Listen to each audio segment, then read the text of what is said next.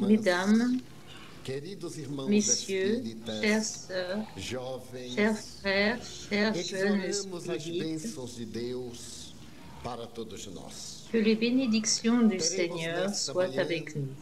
algumas horas de Ce matin, convivência. nous allons passer Da minha quelques heures parte, tudo ensemble. farei para que elas Personnellement, transcorram da maneira je mais ferai de mon agradável mieux possível.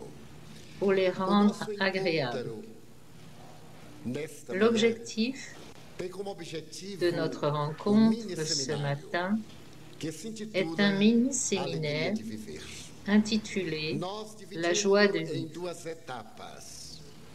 No Nous primeiro l'avons módulo, décomposé en nós deux nos étapes. estenderemos Le por premier 1 hora e module 15 minutos durera aproximadamente. environ Daremos 1h15. intervalo e prosseguiremos Nous com ferons une mais 1 pause hora e 15 et nous minutos continuerons até as 12 horas, 1h15 quando encerraremos jusqu'à midi esta parte. pour E terminer voltaremos ao cette nosso partie. diálogo no encerramento Nous reprendrons das atividades après do dia. notre dialogue jusqu'à la fin des activités de la journée. Hérodote d'Halicarnasse, le célèbre historien grec, faisant une analyse panoramique de l'Antiquité, était fasciné par le personnage de Crésus, roi de Lydie. Crésus, au VIe siècle avant Jésus, était considéré comme l'homme le plus riche et le plus puissant de l'humanité. Tout cela arriva presque par hasard.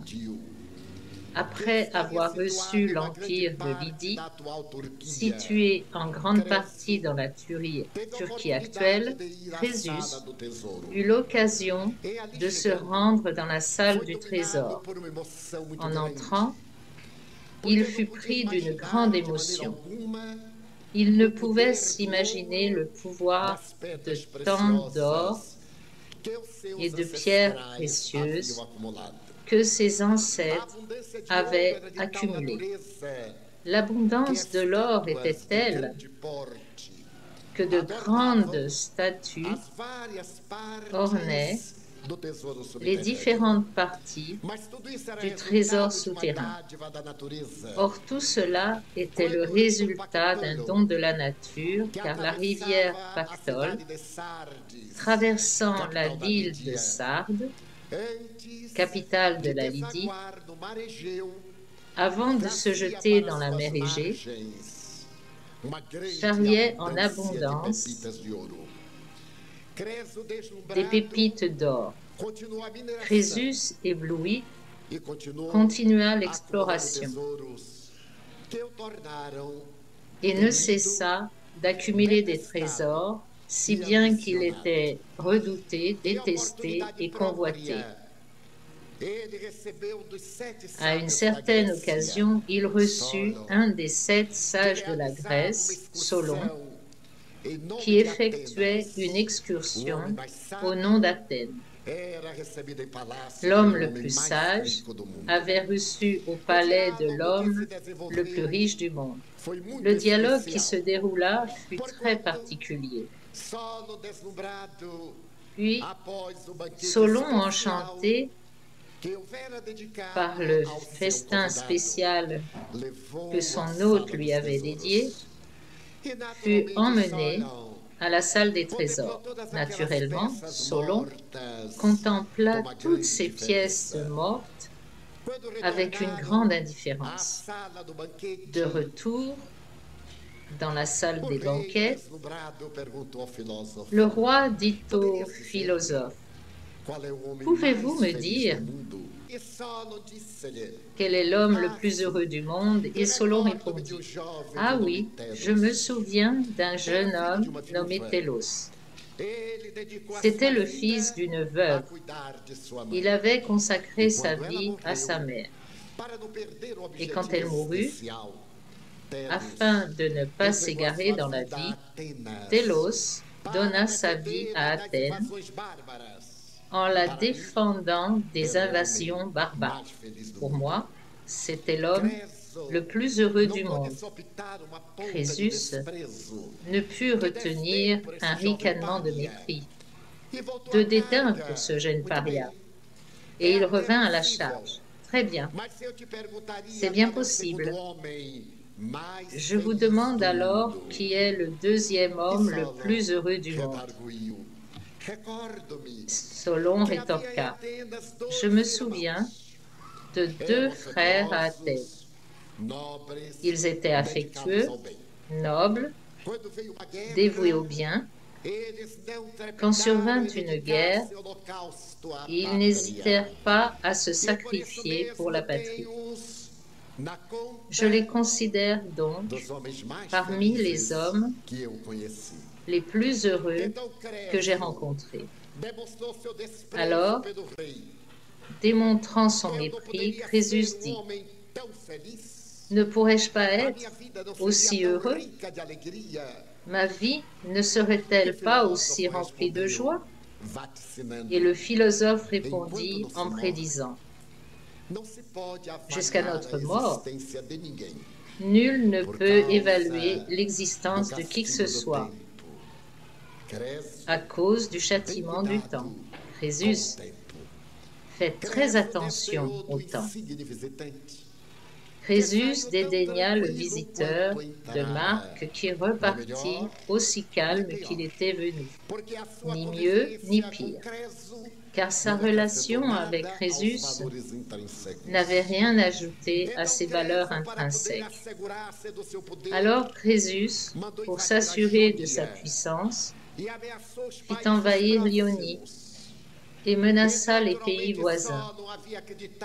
Naturellement, Solon croyait qu'il pensait également conquérir la Grèce.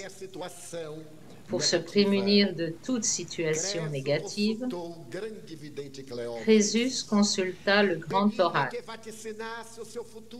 Il lui demanda de lui dire son avenir. Il était père de deux jeunes enfants, dont l'un était sourd-muet, sans la moindre possibilité de gouverner l'Empire. L'autre, Attis, était doté d'une intelligence fulgurante. Le lendemain, l'oracle lui dit, « J'ai perçu dans ma vision spirituelle que tu passeras par une grande douleur. La perte d'Attis et que ne t'en remettra qu'après une grande humiliation. » Crésus en resta tourmenté, car l'oracle lui avait dit « Fais très attention à une lance ou à une flèche, et à partir de ce jour, Crésus interdit à son fils de quitter les abords du palais et resta vigilant. Il fit un pacte avec l'Égypte pour défendre ses provinces à l'avenir et avec Babylone. Mais près de lui vivait le célèbre roi Midas de Phrygie, qui était aussi très riche et qui considérait Crésus comme un adversaire potentiel. Il savait qu'à la première occasion, l'ambitieux envahirait la Phrygie. À ce moment apparut dans le scénario de l'Antiquité Cyrus, roi des Perses, celui qui avait pratiquement conquis le monde connu en son temps. Et Crésus craignait le Vandale qui venait de conquérir Babylone et de faire prisonnier le roi Astiage. Il engagea des mercenaires et s'arma, car il considérait cette bataille comme un défi. Mais entre-temps, une tragédie frappa la Phrygie. Adraste, le célèbre fils de Midas, au cours d'une activité de manière inattendue et tragique, assassina son propre frère. Son père aurait voulu le tuer. Mais comme ce n'était pas un acte délibéré, Midas pardonna son fils et l'exila. Crésus l'accepta. Courant le risque, d'une inimitié avec Midas. Il se dit qu'Adraste serait une bonne compagnie pour Attis. La présence d'un jeune, viril, battant, et le jeune meurtrier vint habiter au palais de Crésus. Quelques jours passèrent. Adraste suggéra à son collègue d'entrer dans la forêt palatiale. Ils prirent une lance et un arc à flèches et entrèrent dans les bois. Soudain, un troupeau de sangliers se dispersa et l'un d'eux se réfugia dans les fourrés. Adraste prit son javelot et d'un geste conquérant le lança. Au moment précis où Attis passait devant la ligne de mire. La lance pénétra son dos et ressortit par sa poitrine, et il tomba ensanglanté. Un bûcheron qui passait par là, témoin du drame, alla dire au roi que ce n'était pas la faute d'Adraste. Crésus eut un grand choc, comme prédit par l'oracle.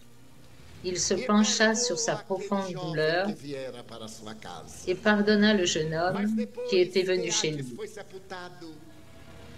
Mais après l'enterrement d'Attis, Adraste, submergé par la vie qu'il menait, opta pour le suicide.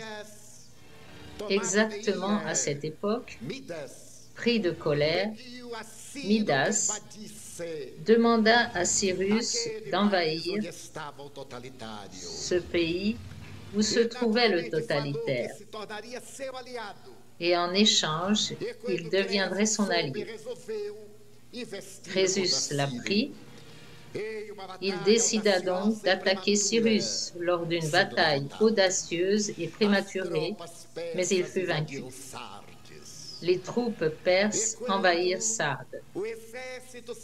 Et alors que l'armée était dans les jardins, menant au palais, Crésus ouvrit l'immense fenêtre pour contempler sa défaite. Sardes brûlait. Il y avait des incendies, des destructions massives et la mort partout. Il tournait le dos à la porte d'entrée du salon, tandis que son fils sourd-muet était derrière un pilier, d'où il voyait l'entrée et la fenêtre où se trouvait son père. Donc, le jeune homme vit entrer un soldat persan avec une perce prêt à viser son père. Le voyant, l'émotion fut si grande qu'il poussa un cri. « Ne le tue pas, c'est le roi et mon père. » Crésus se retourna. Le soldat trembla et la lance alla se planter dans la fenêtre. La joie de voir son fils retrouver la voie fut vite éclipsée, car Crésus et la famille royale furent battus, traînés dans les rues de la ville en ruine. Crésus fut emmené à un poteau où il fut attaché sur un bûcher pour y être brûlé vif. À cet instant, il se souvint de Solon et s'exclama d'un ton mélancolique. « Ô Solon, ô Solon, comme tu avais raison sur le châtiment du temps. » À cet instant, Cyrus, le conquérant, passa à cheval. Entendant prononcer le nom de Solon, lui qui, bien que belliqueux, aimait aussi la philosophie, s'arrêta et demanda « Pourquoi en appelles-tu à l'illustre Solon ?» Et Crésus répondit « Je suis roi. Et un jour, il m'a dit de ne pas négliger le châtiment du temps. » Alors, en pleine rue, entendant ces paroles inoubliables, ému, Cyrus réfléchit et ordonna de le relâcher. Puis il dit à la foule abasourdie de faire preuve de miséricorde. Un jour, peut-être, le châtiment du temps s'abattra sur moi. Et j'espère que vous serez miséricordieux, comme je le suis envers ce roi. Il le libéra. Alors Crésus s'agenouilla devant son bienfaiteur et ancien ennemi et lui offrit ses services. Cyrus accepta, l'invita à être son conseiller. Et pendant 25 ans, Crésus accompagna Cyrus en tant que conseiller et ami. Quand après sa mort, Cambyse monta sur le trône de Perse, doté d'un tempérament cruel, Crésus lui parla beaucoup de la joie de vivre, du châtiment du temps pour les orgueilleux. Combien la fortune, la gloire, le pouvoir sont illusoires, comme ils passent rapidement et laissent généralement de l'ennui, de l'amertume et de la déception. La joie de vivre est l'état naturel de l'âme, qui ne dépend pas du temps, des circonstances et des ressources.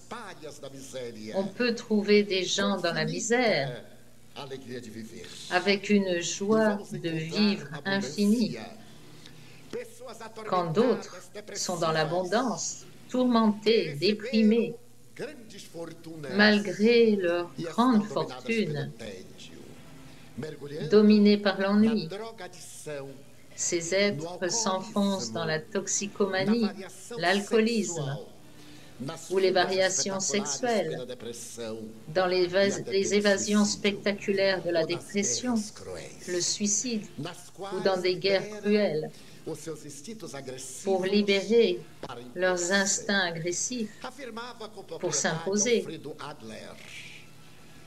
Alfred Adler, l'éminent disciple de Freud, qui ayant abandonné la théorie de la libido, partit vivre aux États-Unis pour démontrer que notre héritage atavique de la prédominance du fort sur le faible reste dans notre nature, nous incitant toujours à soumettre les autres, du fait de notre incapacité à nous soumettre à notre transformation morale en Dieu.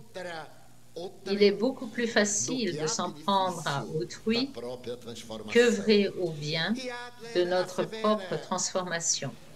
Et Adler affirme que chaque fois que notre pouvoir ne parvient pas à freiner le bonheur de l'autre ou à le soumettre, et que nous sommes confrontés à des personnes insoumises, nous pouvons les asservir, mais elles restent libres de penser. Elles ont leur propre regard sur la vie. C'est ce que les psychologues appellent une attitude intérieure. C'est une posture. Ainsi, ces puissants menteurs dérapent dans l'agressivité, dans l'extermination, afin d'anéantir ceux qui semblent leur faire de l'ombre, où ils génèrent un état dépressif. Selon Adler, la dépression serait le résultat de la frustration d'un individu de ne pas pouvoir s'imposer aux autres.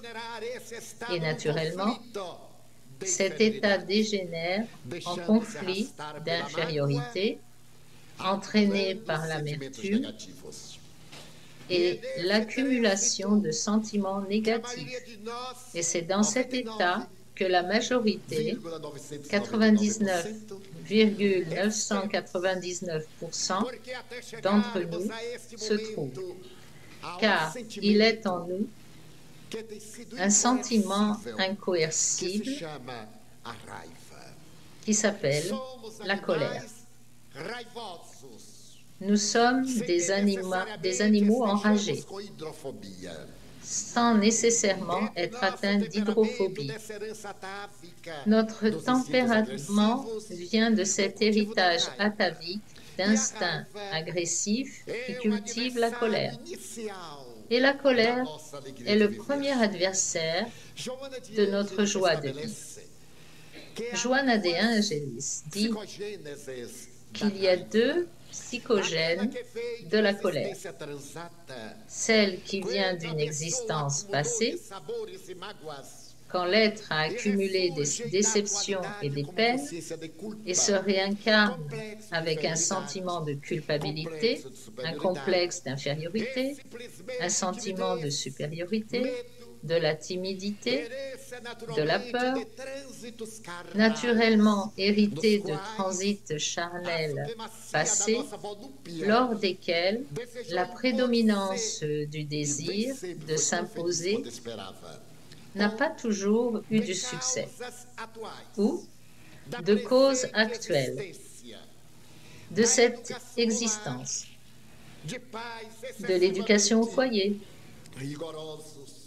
de parents trop stricts ou négligents, ou manquant de temps pour s'occuper des enfants, comme c'est la mode, ou quand les parents se soucient plus de donner des choses que de se donner. Parce que donner des choses est une façon de se débarrasser d'eux, tandis que se donner, c'est leur offrir de l'amour. Alors il vaut mieux acheter un vélo que prendre le temps de parler à son fils, acheter une moto, que prendre le temps de l'éduquer, lui donner une voiture pour tuer les autres et se tuer, car on n'a pas de temps, et pour acheter une voiture, il faut travailler, et du fait de travailler, on rentre à la maison fatigué. Donc, il y a ces causes actuelles, ces facteurs psychosociaux, socio-économiques et relationnels qui génèrent les petites colères. C'est cette colère enfantine, quand l'enfant dit spontanément non, qu'il ne discerne pas les choses. C'est un être authentique, absolument spontané. Si l'enfant a peur, il dit « j'ai peur ». Si l'enfant est en colère, il dit « je suis très en colère ». L'adulte cache sa peur? Certainement pas. J'en ai horreur, mais je n'ai pas peur. De la colère? Mon Dieu, je suis spirit. Moi, être en colère contre mon frère, je sais qu'il est inférieur et que quand il se désincarnera, il ira au seuil. Non que je lui souhaite, mais il en vient et il y retournera. Alors, nous cachons la colère.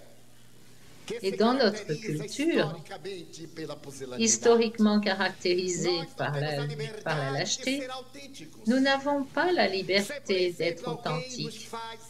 Si par exemple on nous fait quelque chose de désagréable, soit nous réagissons, soit nous le cachons et disons plus jamais. Alors, ces petites colères déclenchent peu à peu la grande colère. Parfois, c'est quelqu'un qui n'y est pour rien, pour une chose insignifiante. Et c'est l'explosion, parce que la bombe a été amorcée longtemps avant qu'elle n'explose. Mais si, dans notre culture, on dit quelque chose qui nous déplaît, ne fais pas ça ou je vais me fâcher. Mon Dieu, comme tu es grossier. Non, c'est authentique, c'est vrai, mais tu es spirit, c'est vraiment. C'est pourquoi je te le dis, je suis loyal. Et comme dans le spiritisme, on n'interdit pas la colère, alors je suis en colère. Parce que je suis humain. La colère n'est pas une réaction morale. C'est une réaction physiologique. C'est l'instinct de préservation de la vie qui veut éviter notre usure. Donc elle nous arme. Alors que le sentiment d'amour pour la vie nous fait aimer. Le premier nous amène à nous armer et le second à nous aimer. Il y a juste une lettre de différence. Alors, on a l'habitude de se retenir et de faire semblant d'être bon. D'ailleurs, il y a ceux qui ont une voix mielleuse, héritage du jésuitisme, qui, quand ils disent « mon frère », ils ferment les yeux. Et les gens pensent « mon Dieu, comme il est spiritualisé ». Ramenez-le chez vous, pendant une petite semaine seulement, puis rendez-le, si vous survivez. Alors, ces colères sont les adversaires de notre joie de vivre, car nous en accumulons tellement que nous en faisons souvent un cadre pathologique, aujourd'hui appelé dysthymie, déjà identifié par Carl Gustav Jung comme psychasthénie. Cette disposition morbide, qui est l'incapacité d'affronter des défis, constituant un trouble de nature dépressive. Ce trouble n'est pas de nature psychogène. Il résulte de l'accumulation de nos petites colères. Et ce sont elles qui nous mènent à un état d'inquiétude dans n'importe quel domaine socio-économique. Dr Elisabeth Kübler-Ross, la célèbre psychiatre qui est devenue la mère de la thanatologie, la science qui étudie la mort, et qui s'est récemment désincarnée le 24 juillet dernier, après avoir eu plusieurs accidents vasculaires cérébraux. Cette femme extraordinaire qui a donné vie à la vie, devenue pionnière de la psychologie transpersonnelle, raconte qu'un jour, à Chicago, à l'hôpital, prête à partir, une infirmière lui demanda d'attendre un peu car elle voulait l'accompagner. Quand on annonça que 5 personnes blessées arrivaient à l'hôpital, immédiatement, les 3 centres chirurgicaux furent préparés à recevoir ces patients dans un état désespéré. L'infirmière attendit, ainsi que la docteure Elisabeth. À l'arrivée des ambulances et à la descente des patients, l'un d'eux était le mari de l'infirmière. C'était un des accidentés. Après avoir été emmenés aux centres chirurgicaux, ils décédèrent tous pendant ou peu de temps après l'opération. Elisabeth Kübler-Ross considère qu'ils furent assassinés par la colère. La colère qui domine les automobilistes sur les routes. Tout allait très bien. Il roulait tranquillement quand quelqu'un voulut le doubler et accéléra. Il accéléra aussi, car la route était à lui. Il ne pouvait pas laisser l'autre passer devant, même s'il n'était pas pressé. Et ils firent une course dramatique. L'autre augmenta la vitesse, lui aussi, car c'était un défi, un affront. Il était lunatique, il était en colère, ils étaient en colère l'un contre l'autre, jusqu'à ce qu'un véhicule roulant dans l'autre sens, respectant les règles de circulation, entra en collision avec les 2 chauffards. Alors 5 personnes sont mortes. 3 familles détruites à cause de la colère de 2 imprudents. Je sais que personne ici ne fait cela, mais si par hasard on veut vous dépasser, laissez faire et dites « Va avec Dieu jusqu'à ce que vous trouviez un poteau en caoutchouc pour éviter tout dommage. » Donc la colère est l'adversaire de notre joie, car nous sommes toujours dominés par ce sentiment aussi ancrée dans la peur. Une peur que nous abritons dans notre monde intime, comme la peur que quelqu'un prenne notre place. C'est si courant dans les relations sentimentales, dans les partenariats conjugaux ou juste affectifs. Parfois, la personne va très bien quand soudain son manque d'assurance psychologique considère que son partenaire en a assez d'elle, juste parce qu'il est arrivé fatigué.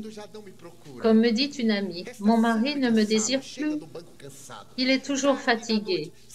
Il rentre de la banque fatigué tard le soir. En a-t-il une autre? Je dis non, il est vraiment fatigué. Il se lève à 6 heures et rentre à 10. Vous exigez un appartement de luxe avec piscine. Et pour y arriver, il ne s'occupe pas de lui. Il vous donne des choses, mais il ne se donne pas. Parce qu'il n'a pas de temps. Alors, dit Valdo, qu'est-ce que je devrais faire? C'est votre problème, pas le mien. Je ne peux pas vous dire ce que vous devriez faire. Alors, je me suis souvenu d'une histoire pittoresque. Ici, dit Valdo, fait un jeu de mots sur la relation des couples qui jouent à cache-cache.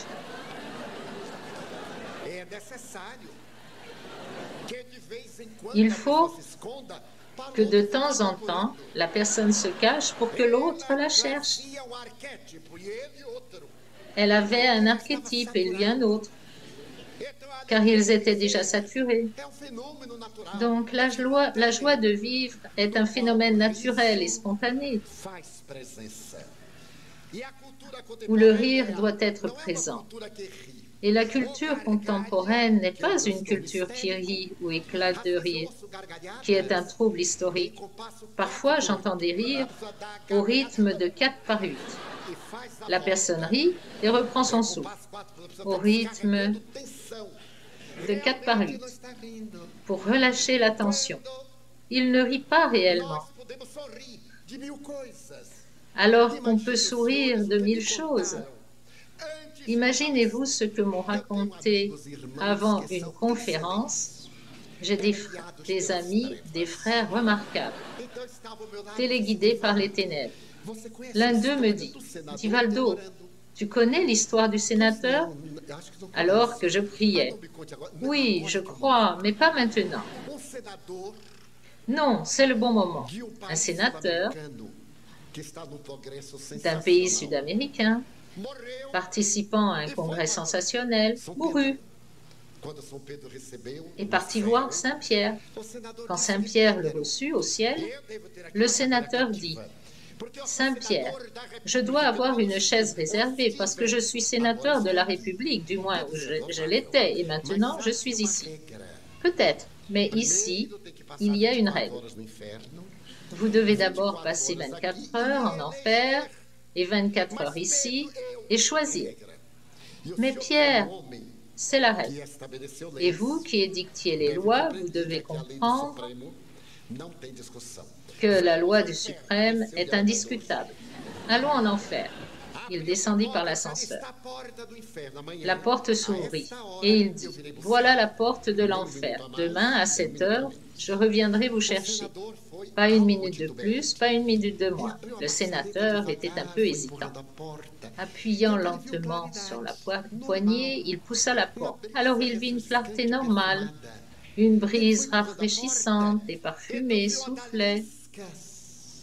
Il vit des cascades, des fontaines et d'autres sénateurs.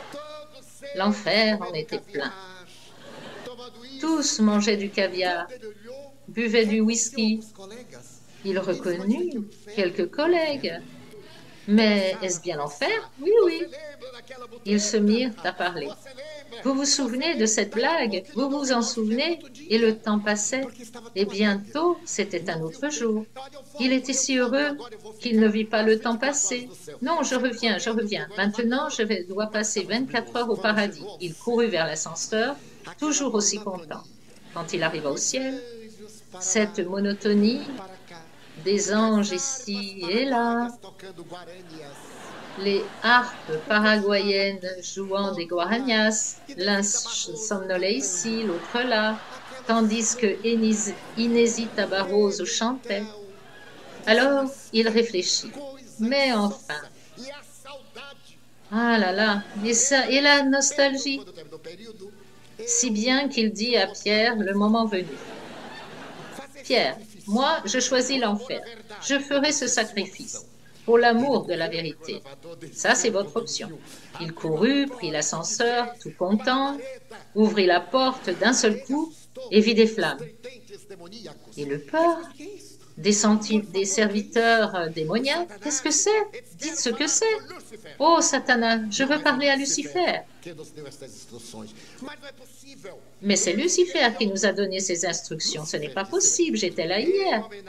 Lucifer dit, bien, en l'honneur de la République d'où vous venez, je vais vous recevoir. Quelle est la réclamation? Monsieur Lucifer, j'étais là hier, mais c'était une merveille, les fontaines, les cascades, le caviar, les collègues. Et voilà que j'arrive, et c'est ça? C'était quoi hier? Lucifer répondit, propagande électorale.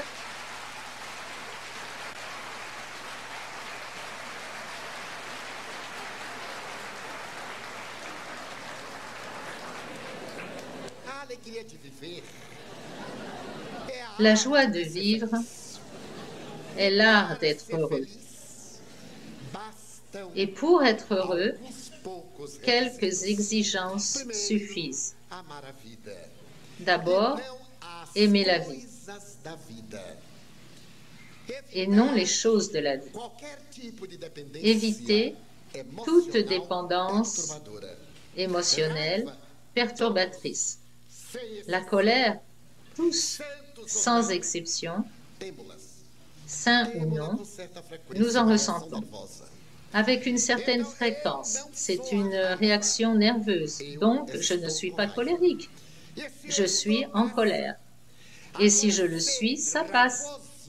Maintenant, être colérique est un trouble psychologique qui demande une thérapie. C'est une psychasthénie qui a besoin d'une thérapie psychologique pour sortir de ce qu'on appelle cette humeur bougonne.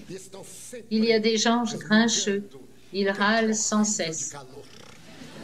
Quelle journée horriblement chaude! Quelle journée horriblement froide! Mais c'est terrible, ce pays n'avance pas.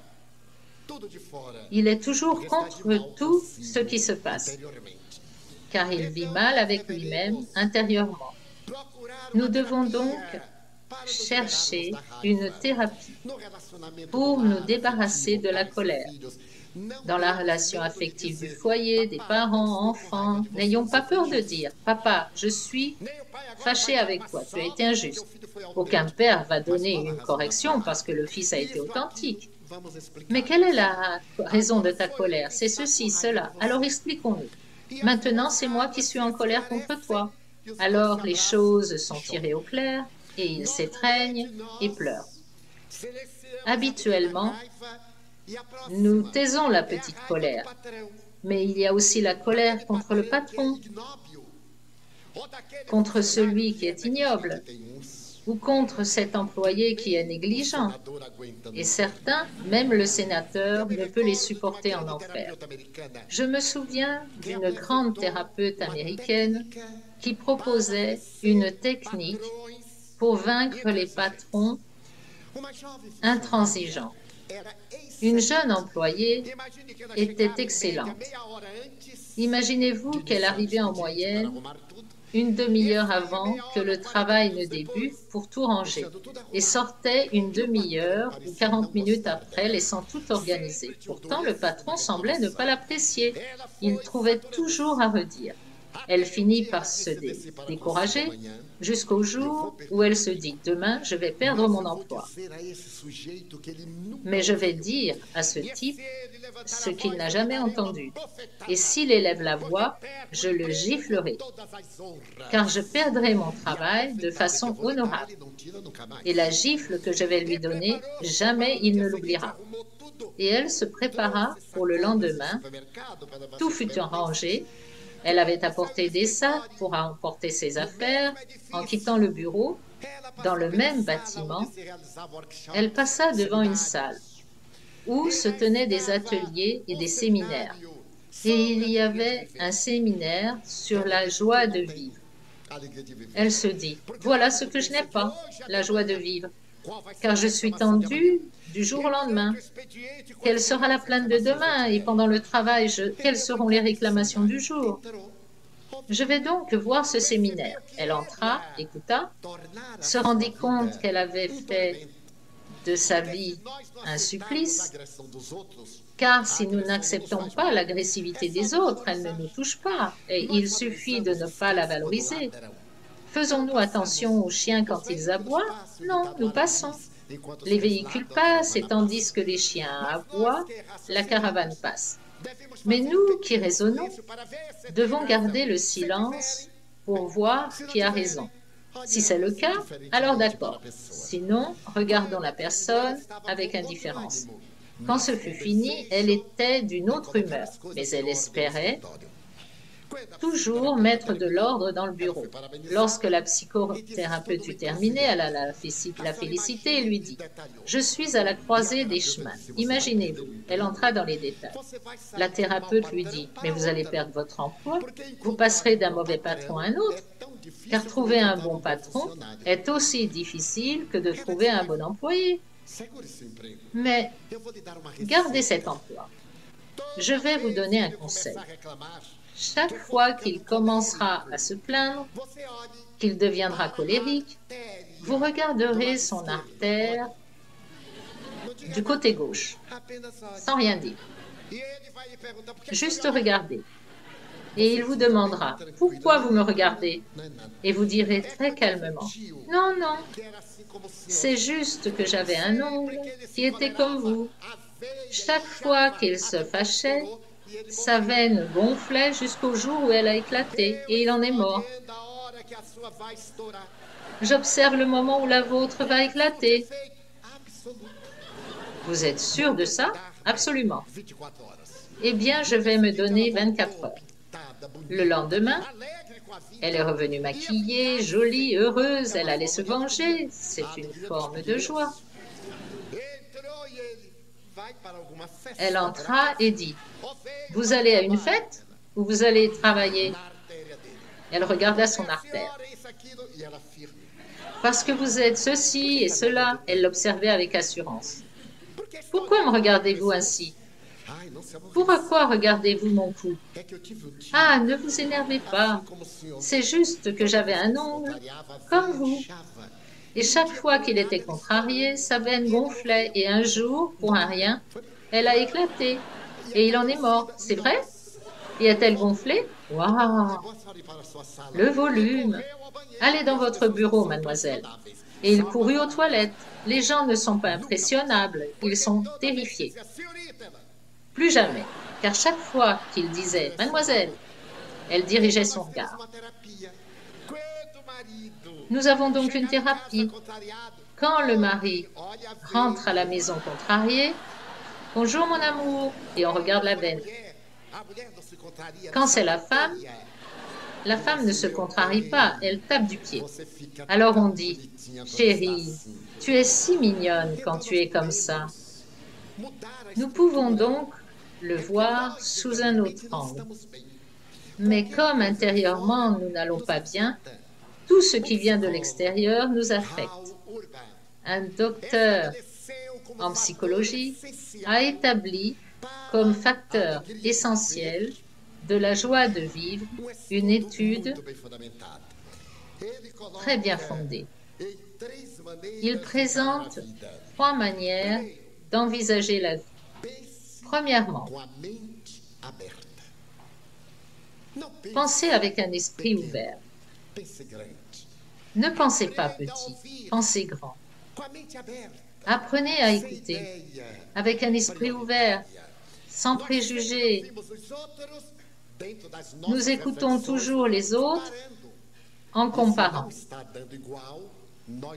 Et si cela ne correspond pas, nous nous y opposons. Alors pensez avec un esprit ouvert. Amenez l'autre à développer ses idées, ensuite analysez. Et si vous n'êtes pas d'accord, vous n'avez aucune obligation d'accepter. mais vous apprendrez à enrichir vos idées, car chaque personne a une vision personnelle de la vie, voire de la joie de vivre. Alors cultivez toujours l'ouverture d'esprit. Puis, numéro 2, pensez par vous-même. Évitez d'être téléguidé. Évitez d'être le miroir de la pensée des autres. Car nous avons cette habitude, nous mettons une tenue et demandons « Elle te plaît ?» et l'autre « Non, je n'aime pas. » Alors vous avez perdu la moitié de la joie d'avoir un nouvel habit. Oui, j'avais remarqué quelque chose. Mais pourquoi cherche-t-on toujours à plaire aux autres? Nous avons le devoir de nous faire plaisir. Parfois, je passe devant un magasin où je vois une belle cravate. Je ferme les yeux et je me vois donner une conférence avec la cravate.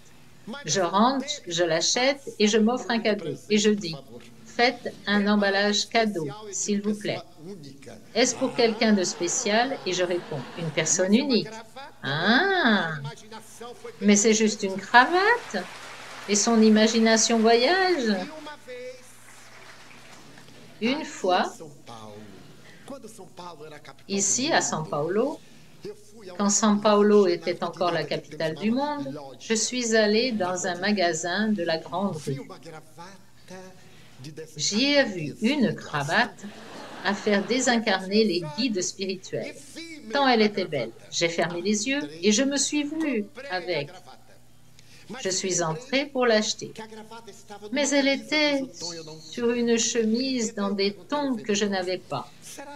J'ai donc demandé au vendeur, est-ce qu'avec du blanc ça irait bien?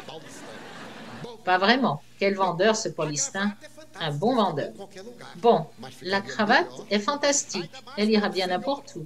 Mais elle irait mieux avec d'autres tons, d'autant plus pour vous qui êtes pâle. Il m'a traité de jaune, de mal nourri, juste parce que je suis nordestin. Bon, avec un ton jaune, clair, presque blanc, ça ira très bien. Alors donnez-la-moi. Avec un blazer marron, donnez-moi le blazer. Et un pantalon marron foncé, donnez-moi le pantalon. Mais j'ai déjà les chaussures. Tous mes gains d'une année de travail, car je suis un haut fonctionnaire, y sont restés. J'ai tout acheté. Et je suis allée donner une conférence à la Fédération Spirit de l'État de São Paulo, dimanche matin à 10 h, qui était la réunion de Pedro de Camargo Vinícius. C'était le moment noble des personnes ayant un meilleur statut social. Ils se disputaient l'attraction, beaucoup y allaient pour entendre Vinícius, d'autres pour montrer leurs habits, etc. Comme moi, pour montrer mes habits. Mais c'est moi qui allais parler. Quand je suis arrivée, je me suis sentie comme les êtres célestes récemment arrivés sur Terre. Je suis montée à la tribune pour prononcer la conférence. Oh mon Dieu! Quand j'ai eu fini, une amie est venue me dire « Divaldo, j'ai adoré !» J'ai dit « Non, la conférence !» J'ai dit « La conférence? Non, les habits. » Et une autre dit « Mon Dieu, tu as l'air d'un perroquet. » Celle-là est nordestine. Comment un perroquet? Bon, la cravate est une aberration. La chemise ne combine pas. À ton avis, parce que d'après l'expert, qui est le vendeur, c'était parfait. Divaldo, ne mets plus ça. Ma fille, vu ce que j'ai dépensé, je vais le mettre jusqu'à mes désincarnations. Et je n'ai pas perdu ma joie de vivre. Et j'ai toujours ce costume. Sauf qu'à l'époque, j'avais un corps d'athlète.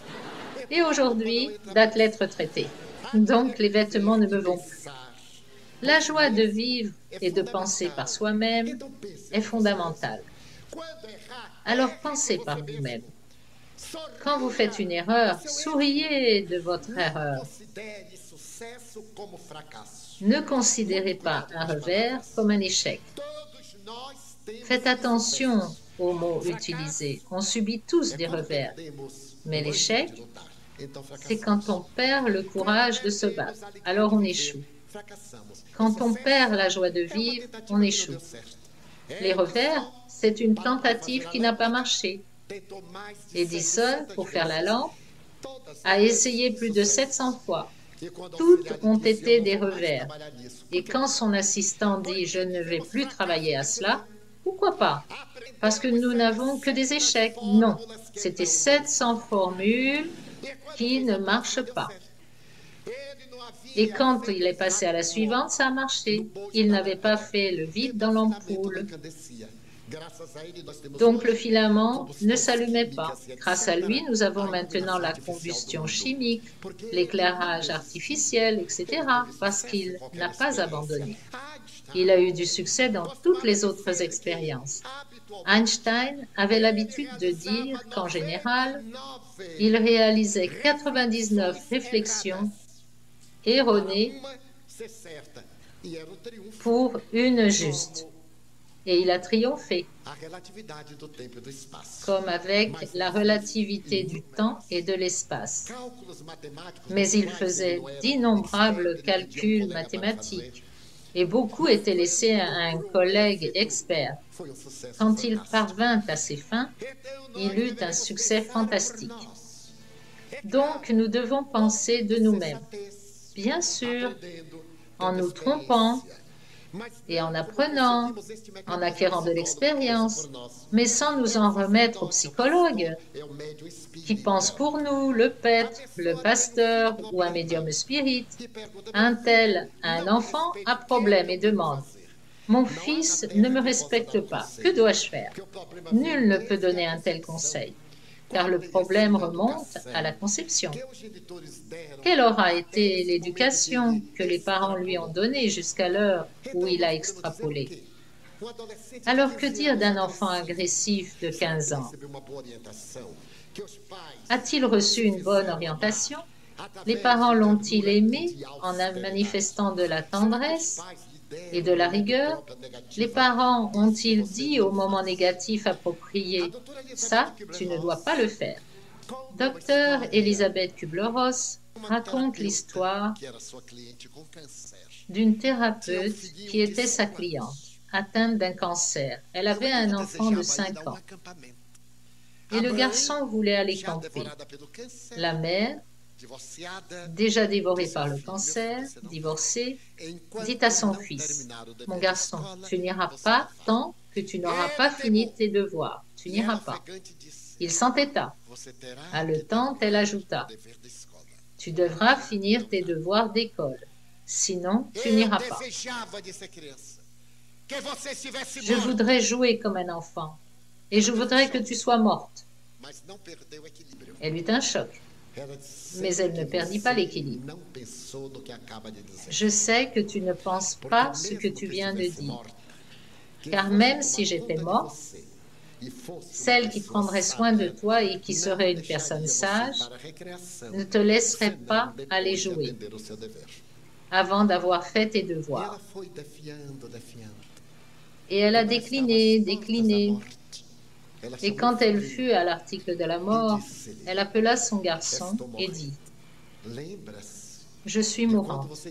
Souviens-toi, quand tu as dit que tu préférerais me voir morte, eh bien, je suis mourante. Je sais que tu ne voulais pas dire ça. C'était la colère, mon fils. Mais je sais que quand tu auras atteint l'âge adulte, tu te souviendras de ce que tu as dit et tu ressentiras de la culpabilité, un conflit. Tu croiras m'avoir tué. Or, je meurs à cause d'un cancer. Je n'ai pas du tout été fâchée. Apprends que dans la vie, il y a des choses que nous pouvons, mais que nous ne devons pas faire. D'autres que nous devrions, mais nous ne pouvons pas faire. Nous ne pouvons et devons faire les choses que dans le cadre des lois naturelles. Si le ciel existe, son éducation était catholique, de là-haut je prierai pour toi, afin qu'à l'âge adulte, tu ne souffres pas de conflit pour ce que tu as dit à ta mère. L'enfant pleurait. Mais je ne veux pas que tu meures, maman. Mais je vais mourir dans quelques heures, ou plus tard dans 2 jours. Je vais mourir, mais je ne vais pas disparaître. Souviens-toi perpétuellement de notre relation, combien je t'aime. Maintenant, va dans l'autre pièce, parce que le moment arrive, et je ne veux pas que tu me voies. Garde ce souvenir de moi. Elle appela la docteure Ross et lui demanda de rester jusqu'à la dernière minute. Une fois décédé, il a été trouvé dans ses papiers une lettre adressée à son fils pour qu'il la lise toujours et ne ressente jamais de culpabilité. Cette mère savait éduquer. Mais souvent, l'enfant insiste et nous refusons. Il persiste et nous nions. Il revient à la charge et nous disons « Oh, je veux me débarrasser de toi » et nous cédons. Dès lors, chaque fois, il fera du chantage. Si on dit non, ce sera non. Un point, c'est tout. Si on dit oui, très bien. Alors, pas besoin de chantage. Mais je t'aime beaucoup, maman, je t'aime, papa, j'aurai une bonne note. Tout ça, c'est du chantage. Le devoir n'a pas besoin de conditions, pourra éviter à l'avenir tout conflit et ne pas perdre la joie de vivre. Ainsi, un célèbre psychologue dit « Pensez par vous-même ». Et le troisième, pensez de façon constructive. Nous avons l'habitude de penser de manière destructive. La personne a un être cher à ses côtés. Au lieu d'en profiter aujourd'hui, elle dit « Sera-t-il avec moi dans 10 ans ?» Et elle est déjà en colère parce que dans 10 ans, est-ce qu'il sera là? Et elle demande « Seras-tu avec moi dans 10 ans, mon chéri ?» Bien sûr que oui. Attention, hein? Quelle est la garantie qu'il ou elle peut donner? Notre manque d'assurance est si cruel que nous repoussons l'heure de la joie de vivre à des moments hypothétiques qui n'arriveront jamais. En 10 ans, les gens changent beaucoup. L'amour mûrit, il vieillit comme le vin, devient vinaigre et naturellement perd sa saveur. Les relations changent, elles se modifient et quand elles sont bonnes, elles deviennent plus appétissantes. Elles sont beaucoup plus agréables. Ainsi, ce psychologue nous demande d'arriver à ces 3 items avec un esprit ouvert. Penser avec un esprit ouvert, penser par soi-même, penser de manière constructive, édifiante. Si aujourd'hui il fait soleil, nous dirons « mais demain il fera beau ». Moins chaud, c'est le printemps et nous avons des jours très agréables au printemps. Et en été, nous avons des journées très froides comme des journées très chaudes en hiver. Il suffit de regarder la vie de manière constructive et apprendre à la valoriser. Une fois, j'ai vu quelque chose qui m'a marqué dans ma jeunesse. Un homme n'avait pas la moindre joie de vivre et avait choisi cette journée ensoleillée pour se suicider. Il s'était approché d'un arbre près d'un fleuve et là, appuyé contre le tronc de l'arbre, il se mit à murmurer, marmonner. Quelle vie cruelle! Quelle existence faite de désagréments! Quel est le sens de la vie? Alors qu'il empirait, un enfant arriva en courant et dit, en disant « Voyez quelle rose, quelle belle rose que je viens de cueillir pour vous. » L'homme regarda le garçon et vit que la rose n'était même pas jolie, presque sans pétales, elle était froissée. Il dit « Oui, très jolie, très jolie. »« Mais je peux vous la donner, dit l'enfant. » Alors l'homme se dit « Si je la prends, il s'en ira et je serai débarrassé. Sinon, il finira par s'asseoir ici et il m'importunera. Eh bien, donne-la-moi. » Il tendit la main, mais le garçon tenait toujours la rose. Et il dit à nouveau « Donne-la-moi. » Mais quand il regarda, il vit qu'il était aveugle. Il eut un choc. Il était aveugle et plein de joie de vivre, alors que lui avait 2 lampes qui pouvaient voir le macro et le microcosmos. Il avait perdu la joie de vivre. Il s'approcha, prit la main du garçon et lui dit, « Regarde, n'est-elle pas belle? Maintenant sens. » Et il porta la rose à son nez. « Ah, c'est une rose! C'est une rose et ce parfum! » Alors le garçon prit la rose délicatement, en inhala le parfum et dit, « Mon Dieu, tant de beauté dans une rose flétrie et ébouriffée qu'il avait arrachée du rosier. » Et elle avait perdu plusieurs pétales. Après l'avoir sentie, le garçon dit, « Je vais courir, en trouver une autre et la donner à quelqu'un d'autre. » Et il partit. Alors l'homme pensa, « Comme Dieu est inégalable. » Il a envoyé un aveugle mettre de la clarté dans les yeux d'un voyant pour éviter que la vie se transforme en ténèbres.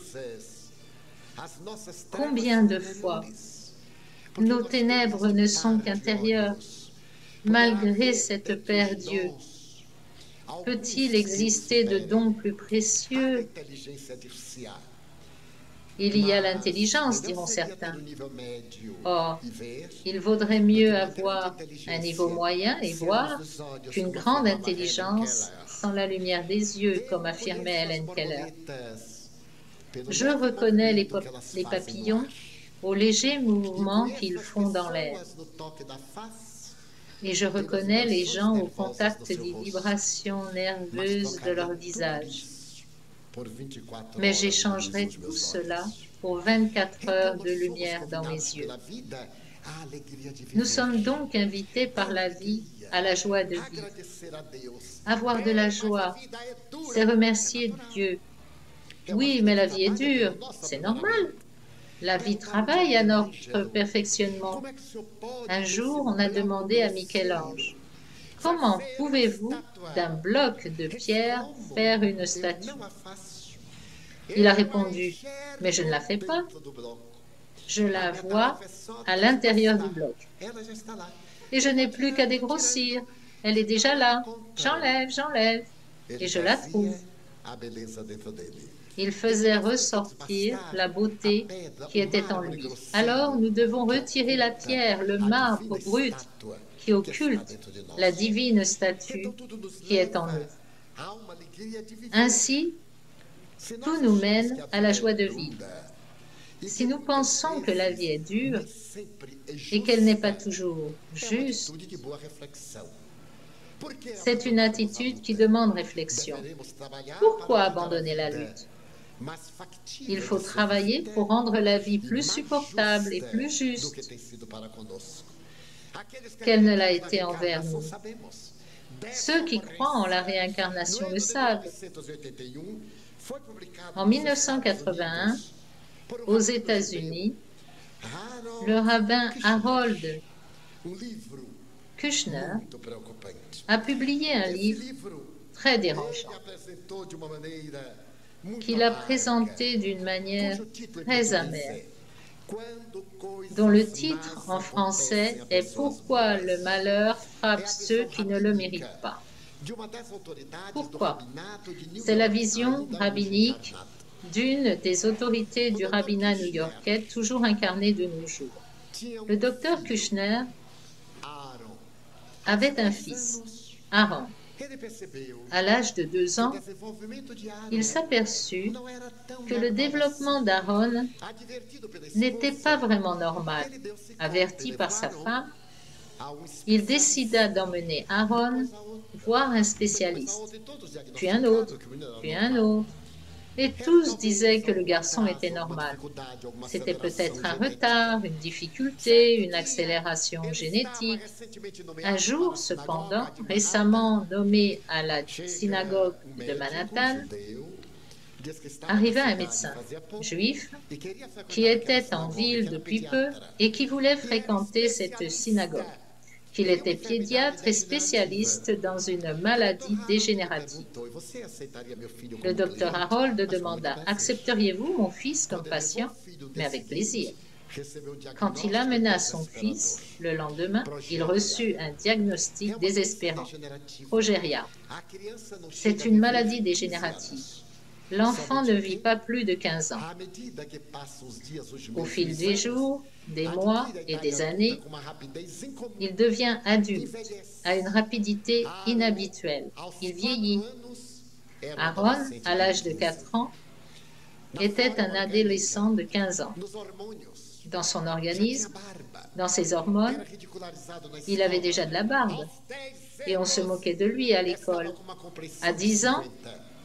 il avait la structure d'un adulte de 50, les cheveux blancs, le corps courbé. Quando desencarnou, À l'âge de 14 ans, lorsqu'il se désincarna, 80 anos. il avait l'âge biologique de 80 ans. Krishna pergunta, por que Deus faz Alors isso le conosco? docteur Kushner Na minha condição demanda de pastor, pourquoi Dieu nous fait-il cela. eu me En tant que acerco de uma pasteur, família je m'approche d'une famille où le fils adoré est décédé et je dois pleurer avec cette famille.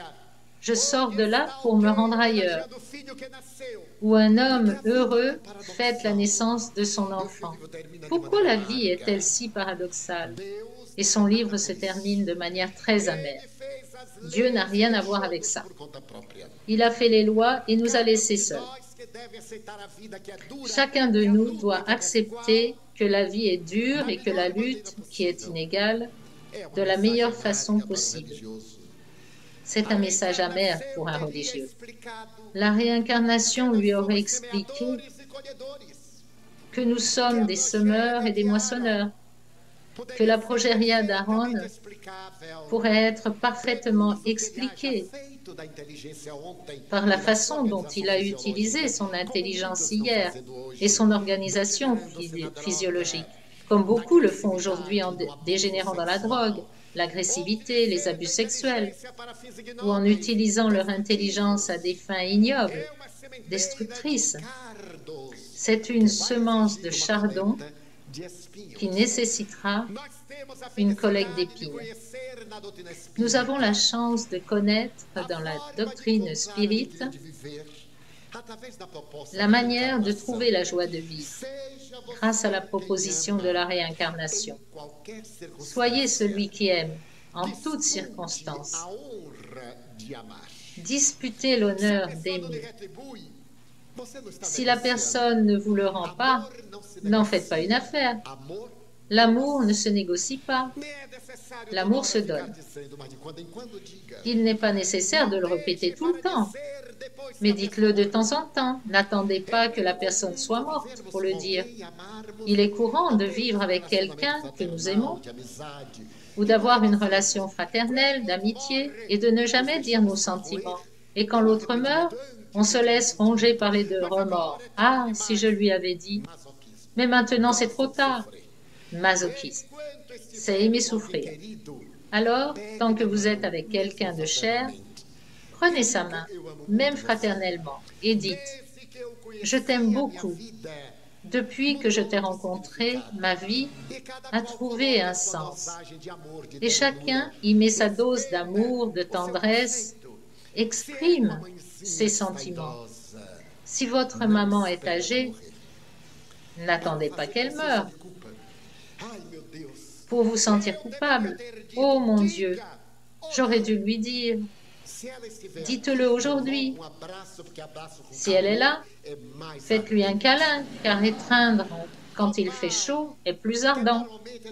Au père, souvent laissé à l'écart quand tout le monde a de la tendresse pour la mère, alors que nous les pères, nous sommes en plastique, on laisse le vieux de côté. Alors dites, mon père, que serais-je sans toi? Et ton exemple. Il va faire semblant de ne pas apprécier. Arrête de dire des bêtises tout en adorant. Dites-le aussi à votre frère. Vous vous disputiez tant dans votre enfance. Vous étiez rarement d'accord. Alors dites-le maintenant. Et à votre ami, dites-lui, comme c'est bon d'être ton ami. Et si quelqu'un s'éloigne, ne souffrez pas. Il ne méritait pas votre amitié. Nous pensons toujours, oh mon Dieu, qu'est-ce que j'ai fait? Non, qu'est-ce qu'il a vu? Car parfois l'individu est tourmenté et nous ne pouvons pas façonner notre vie dans la sienne pour lui plaire. Si quelqu'un s'écarte de notre chemin sans que nous l'ayons rejeté, Regrettons-le, car il a perdu un excellent ami. Parfois on me dit, tu sais, Divaldo, un tel ne t'aime pas. Dieu merci, il y en a très peu qui ne m'aiment pas. Je dis que c'est bien dommage pour lui, parce qu'il ne sait pas quel ami je suis.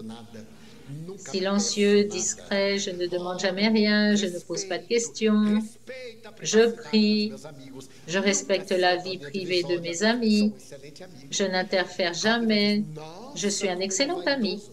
Quelqu'un dira, mon Dieu, comme il est vaniteux, comme je suis conscient de moi-même. Il ne faut jamais confondre connaissance de soi et présomption. Donc, nous devons bien nous connaître. Maintenant, si nous sommes frivoles, insensés, bavards, alors l'autre s'éloigne. Pour terminer ce module, on m'a raconté cette histoire que je trouve phénoménale de joie de vivre. 3 prêtres étaient là à se plaindre. Tout le monde se confesse.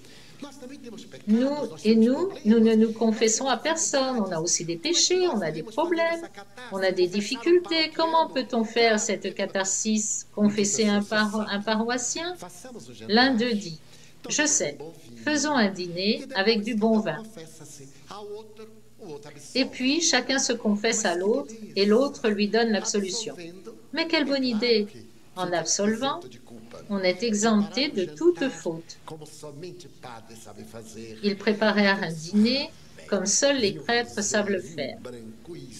Du vin rosé, du vin blanc, ceci, cela, des pâtes italiennes faites par des Italiens. Et quand ils eurent fini de dîner, l'un d'eux dit, « J'ai un grave péché que je n'ai jamais eu le courage d'avouer à personne parce que personne ne comprendrait. Je suis addict au jeu. Tout l'argent récolté pour la finition de la matrice, je le dépense au casino. Et donc l'église n'est jamais terminée. » Les autres s'exclamèrent, « Mon Dieu, comme c'est grave, mais nous t'absolvons. » Alors il fut soulagé. Le deuxième dit, « Être confesseur, c'est grave. Les gens viennent, ouvrent leur âme, parlent de leurs conflits, les femmes avec leurs drames, et quand elles partent, je rumine. Je suis tourmentée. Mon Dieu, j'ai parfois des pensées lubriques dont je voudrais me libérer. » Et les autres disent, « Mais c'est encore plus grave, mais on te donne l'absolution. » Le troisième dit, « Mon péché est plus léger. Je suis une vraie commère et je meurs d'envie de sortir d'ici pour dire à tout le monde ce que vous avez tous raconté. »